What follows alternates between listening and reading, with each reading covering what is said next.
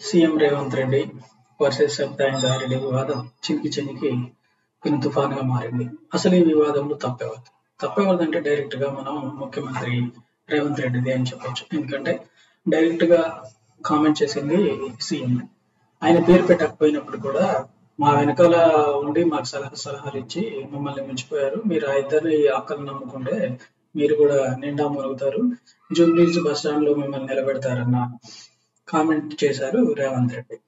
వాస్తవానికి CM range కి ఆయన స్థాయికి అలాంటి కామెంట్స్ చేయకూడదు. అక్కడ ఉన్న అక్కలు అంటే ఉన్నదే ముగ్గురు, వారిలో ఆయన టార్గెట్ చేసింది ఎవరు చాలా క్లియర్ గా తెలిసిపోతుంది.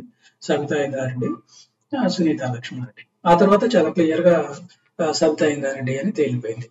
సబితా ఇంద్రారెడ్డి లేచి నేనేం మీకు అన్యాయం చేశాను, మమ్మల్ని ఎందుకు ఇట్లా టార్గెట్ చేస్తున్నారు, చాలా రోజులుగా నన్నే టార్గెట్ చేస్తున్నారు, ఎందుకు టార్గెట్ చేస్తున్నారో చెప్పాలి.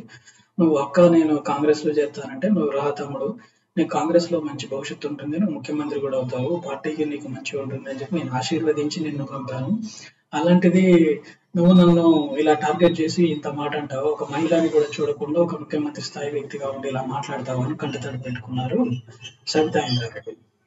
అయితే మాట్లాడుతుంటే మైక్ కట్ చేసి సీఎంకి ఇవ్వకపోతే కేటీఆర్ సహా అందరూ కలిసి వెళ్ళలోకి వచ్చారు. మాట్లాడడానికి సమయం ఇవ్వాలి కానీ సభానాయకుడి స్థానంలో ముఖ్యమంత్రి రేవంత్ రెడ్డి తీసుకున్నారు మైక్ తీసుకొని ఒకవైపు బీఆర్ఎస్ నేతలు గొడవ చేస్తున్నా కూడా ఆయన క్లారిటీ ఇచ్చే ప్రయత్నం చేశారు. కాకపోతే ఏంటంటే ఆయన మాటలు మరింత వివాదానికి దారితీశాయి. వ్యక్తిగతంగా జరిగిన సంభాషణను సభలోకి తీసుకొచ్చారు సబితా ఇంద్రారెడ్డి. నేను కూడా చెప్పాల్సిన అవసరం ఉందని చెప్పి ఆయన అసలు విషయం చెప్పారు. అదేమంటే సబితా ఇంద్రారెడ్డి గారు చెప్పింది అది వాస్తవమే. నేను ఒక అక్కగా దగ్గరికి వెళ్ళాను, ఆమె నేను కొడంగల్లో ఓడిపోయిన తర్వాత మల్కాజిగిరిలో పోటీ చేయమని కూడా చెప్పారు. కానీ నేను పోటీ చేస్తా అని చెప్పి సిద్ధమైపోయి టైంకి ఆమె బీఆర్ఎస్ లో చేరేకంగా మంత్రి అయిపోయింది. ఈ దారుణమైన మోసం, ఒక అక్కగా నాకు తోడుగా ఉంటుంది అనుకున్నాను కానీ లేదు అని చెప్పేసి అన్నారు. దీంతో సబితా ఇంద్రారెడ్డి మరోసారి ఆవేదన గురయ్యారు. పార్టీలు మారారు అంటున్నారు, మరి పార్టీల మీద కూడా మనం చర్చ పెడదాం. మీరే పార్టీ నుంచి వచ్చారో తెలుస్తుంది, నేనే పార్టీ నుంచి ఏ పార్టీలోకి వెళ్ళాలో తెలుస్తుంది అని చెప్పేసి ఆమె అన్నారు. ఇంతలో ముఖ్యమంత్రి నాకు గవర్నర్ ను కలిసే టైం అవుతుందని చెప్పేసి వెళ్ళిపోయారు. ఆయన వెళ్ళిపోతుంటే సబితా ఇంద్రారెడ్డి ఒప్పుకోలేదు, మీరు ఉండాలి, సభలో ఉండాలి, మీరు సమాధానం చెప్పాలి, నా సమాధానం కూడా మీరు వినాలని గొడవ చేశారు. కానీ ఆయన వెళ్ళిపోయారు. ఇంతలో బట్టి విక్రమార్క మైక్ తీసుకున్నారు. వాస్తవానికి బట్టి విక్రమార్క ఒక సీనియర్ నేతగా ఈ వివాదాన్ని చల్లారిస్తే సరిపోయేది. కానీ ఆయన డైరెక్ట్ గానే అన్నారు, ఆ రోజుల్లో 10 ఏళ్ళు ముఖ్యమంత్రి కాంగ్రెస్ అధికారంలో ఉన్నప్పుడు మంత్రి పదవి అనుభవించారని, ఆ తర్వాత ఓడిపోగానే 2014లో బీఆర్ఎస్ లోకి వెళ్ళి మంత్రి అయ్యారు. నన్ను ఎల్లువిపిగా కాంగ్రెస్ నాయకత్వం అనుకున్నారు, నా వెనకాల ఉంది, నన్ను ప్రోత్సహించాల్సి ఉండే, కానీ మోసం చేశారు ఆమె. మోసం అనే పదానికి అర్థము సబితా ఇంద్రారెడ్డి అని చెప్పేసి చాలా దారుణమైన కామెంట్ చేశారు బట్టి విక్రమార్క.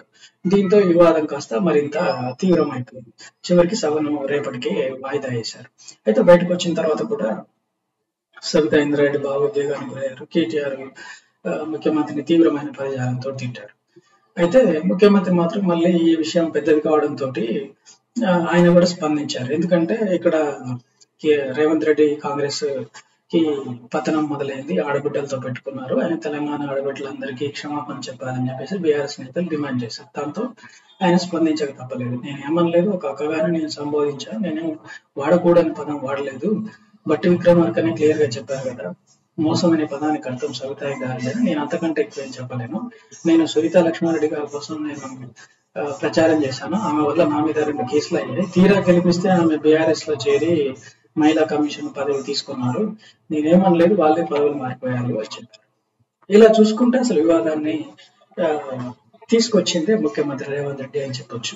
అయితే ఎందుకు సబితా ఇంద్రారెడ్డిని కాంగ్రెస్ రేవంత్ రెడ్డి టార్గెట్ చేస్తున్నారు అనేది కూడా మనం కాస్త వెనక్కి చూడాలి. ఎందుకంటే ఇది రేవంత్ రెడ్డి ఒకేసారి అన్న మాట కాదు, ఎప్పటి నుంచో కాంగ్రెస్ వాళ్ళకు ఉంది. సభలో ఎప్పుడు వచ్చినా కూడా చాలా వ్యూహాత్మకంగా ఇరుకున పెడుతున్నారు సబితా ఇంద్రారెడ్డి.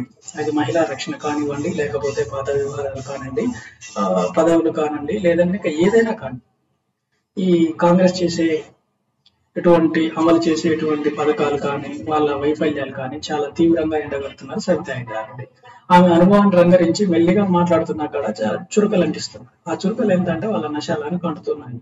కానీ ఒక బలమైన నేత రంగారెడ్డి జిల్లాలో సబితారెడ్డి మా వైపు ఉంటే ఉండేది, కానీ మోసం చేసి వెళ్ళిపోయారు. ఇప్పుడు మమ్మల్ని టార్గెట్ చేస్తున్నారు కాంగ్రెస్ అనేది చాలా రోజుల నుంచి బట్టి విక్రమార్కకు రేవంత్ రెడ్డి కోపం ఉంది. ఆ కోపాన్ని ఇలా పరోక్షంగా ఒకేసారి తీర్చుకున్నారు. ఎందుకు అంటే మా వైపు ఉంటే బాగుండేది, అవును అటువైపు ఉండేసి మమ్మల్ని టార్గెట్ చేస్తున్నారు అని చెప్పేసి కడుపులో ఉన్న కోపాన్నంతా రేవంత్ రెడ్డి ఒకేసారి వెళ్ళగక్కారు. మా అక్కలని మేము చెప్పేసి ఇక్కడ మాకు సలహాలు ఇచ్చి ఉంచారు, మీ దగ్గర కూడా ఇప్పుడు అక్కడ మీకు సలహాలు ఇస్తున్నారు, మిమ్మల్ని ముంచుతారు, వాళ్ళని నమ్ముకుంటే అంతే సంగతులు, మీ బతుకు జూబ్లీస్ బస్ స్టాండ్ అని చెప్పేసి ఓపెన్ గా అలా అనకుండా ఉండాల్సింది. ఎందుకంటే ముఖ్యమంత్రి స్థాయి వ్యక్తికి ఎంత కోపం ఉన్నా కూడా మాట్లాడేది, అది కూడా సభలో, బయట మాట్లాడడం కూడా వేరుగా ఉంటుందేమో కానీ అసెంబ్లీలో మాట్లాడడం అనేది చాలా తప్పు. ఈ విషయంలో చాలా తప్పు చేసింది కాంగ్రెస్ పార్టీ. ఎందుకంటే ఇప్పుడు బీఆర్ఎస్ వాళ్ళు ఏం చేస్తున్నారు, ఆడబిడ్డల్ని అన్నారు అని చెప్పేసి మొత్తం తెలంగాణ మహిళలను అవమానించారనే రేంజ్ కి తీసుకెళ్లారు. ఆల్రెడీ బీఆర్ఎస్ సోషల్ మీడియా దీని మీద దుమ్ము రేపుతుంది. ఆడబిడ్డలను అవమానించిన రేవంత్ సర్కార్ పతనం మొదలైంది, ఈ రోజుతోటే పతనం స్టార్ట్ అన్నట్టుగా వాళ్ళు పబ్లిసిటీ చేస్తున్నారు. వాస్తవానికి మహిళల జోలికి పోకుండా ఉండాలి, అది చాలా సెన్సిటివ్ విషయం. మీకు ఏదైనా కోపం ఉంటే అంటే శుతిమెత్తగా ఏదో రకంగా అనాలి, కానీ మీ బతుకు బస్ స్టాండ్ లో అక్కల్ని నమ్ముకుంటే అని చెప్పేసి డైరెక్ట్ గా పేరు పెట్టకపోయినా కూడా క్లియర్ గా అర్థమయ్యేలా అన్నారు. ఇది ఒక వ్యూహాత్మకమైన తప్పు. రెండవ తప్పు అనేది బట్టి విక్రమార్క చేసింది. బట్టి విక్రమార్క కూల్ గా ఉంటే సరిపోయేది, ఆయన కూడా రేంజ్ లో ఫైర్ అయిపోయి సబితా ఇంద్రారెడ్డి మీద పగ తీర్చుకునే మాట్లాడారు. ఆయన రేవంత్ రెడ్డిని అంటే తమ ముఖ్యమంత్రిని డిఫెండ్ చేయాలనుకున్నారు, కానీ అది జనంలోకి చాలా నెగిటివ్ గా వెళ్ళింది. వీళ్ళు ఆడవాళ్ళని అవమానించారనే స్థితికి ఇప్పుడు ఈ టాపిక్ వెళ్ళిపోయింది. ఏది ఏమైనా కూడా కాంగ్రెస్ ఈ విషయంలో బొక్క బొల్ల పడ్డది, తప్పు చేసి బీఆర్ఎస్ వాళ్ళకు దొరికిపోయింది ఇప్పుడు.